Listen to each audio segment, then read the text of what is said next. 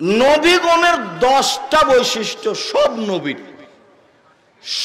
নবীর 10টা বৈশিষ্ট্য ছিল, 10টা নীতি, বৈশিষ্ট্য, নীতিমালা, অভ্যাস, খাসলাত, নীতি, স্বভাব সব নবীর। এক, মোচ কেটে ফেলা, ব্লেড ব্যবহার করা হবে না, মোচ কিছু থাকবে। 2, দাড়ি বড় করা, চেঁচে ফেলে যে তার উপরে অভিশাপ হবে। কেন? ও মহিলা হতে চায়, এটা মহিলার সাদৃশ্য, এভাবে বলা হবে না।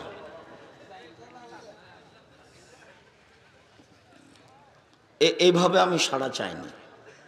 আল্লাহ নবী বলছেন যে দাড়ি চেঁচে ফেললে তার উপরে আল্লাহর অভিশাপ হবে, এটা মহিলার সাদৃশ্য হয়ে যায়। এই জন্য দাড়ি চেঁচে ফেললে চোখের পাওয়ার কমে যাবে, দাড়ি চেঁচে ফেললে স্ত্রী মিলনের ক্ষমতা কমে যাবে, দাড়ি চেঁচে ফেললে অনেক সমস্যা, তার একটা হলো উপর থেকে অভিশাপ হবে। 3, মেসওয়াক করা নবীদের অভ্যাস। 4, আল হায়া, লজ্জা হলো নবীদের অভ্যাস, নবীদের খাসলাত, নবীদের স্বভাব। লজ্জা নেই তো পাপ আছে, লজ্জা নেই তো মেয়ের সাথে গল্প আছে, লজ্জা নেই তো দোকানে বসে আড্ডা পিটা আছে, সব চলে আসবে লজ্জা না থাকলে। সকল নবীর একটা বাক্য ছিল, সকল নবী বলেছেন, এজালাম তাস্তাহি ফাসনা মা শিতা, যখন তুমি লজ্জা করবে না তখন তুমি সবকিছুই করতে পারো। বুখারী মুসলিম। যখন তুমি লজ্জা করবে না তখন তুমি সবকিছুই করতে পারো, যখন তুমি লজ্জা করবে না তখন তুমি সবকিছুই করতে পারো। তারপর আল্লাহ রাসূল বললেন, ইনতাকাসুল মা, পেশাব পায়খানার পরে পানি দিয়ে পবিত্রতা অর্জন করতে হবে। পেশাব পায়খানার পরে পানি দিয়ে পবিত্রতা অর্জন করতেন সব নবী।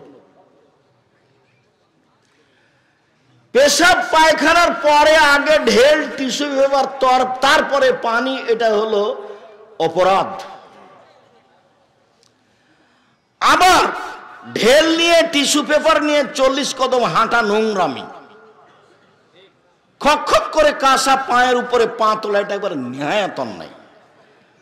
জান্নাতের আশায় পবিত্র হওয়ার লক্ষ্যে যদি 40 কদম হাঁটতেই হয় ঢেল টিস্যু পেপার নিয়ে, খক করে কাশতেই হয়, যদি পায়ের উপরে পা উঠাতেই হয়, তো সে একাই কেন, তার বউ করবে।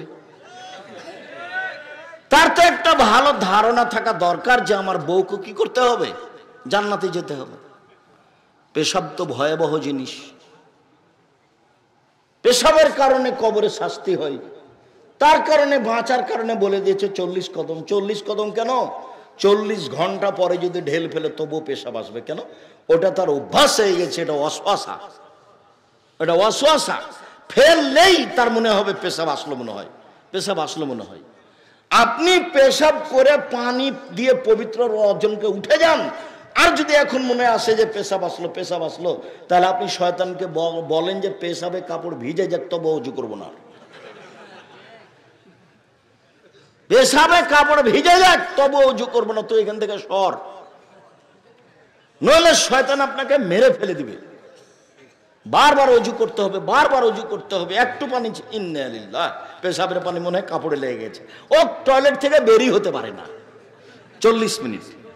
তো মৌলানা সাহেব বলছে যে যখন আমি বের হতে চাই তখন আমার বউ মুড়ি দেয়, আর যখন আমি বের হওয়ার সময়তে টয়লেটে যাই তখন আমার বউ ভাত রান্না শুরু করে। আমার টয়লেট থেকে বের হয়ে আস্তে আস্তে রান্না রেডি হয়ে যাবে, খেয়ে বের হবে। একজন মৌলানা সাহেবের কথা,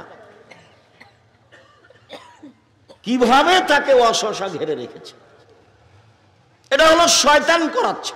আল্লাহ নবী বলেছেন উজু শেষ, বাস একটু হাতে পানি নিয়ে লজ্জাস্থান সামনাসামনি ছিটিয়ে দিবেন। অজুর বিস্তারিত বিবরণ দেখেন জুমার খুতবা আব্দুর রাজ্জাক বিন ইউসুফ, চলছে পবিত্রতা, 2 মাস থেকে চলছে পবিত্রতা আলোচনা।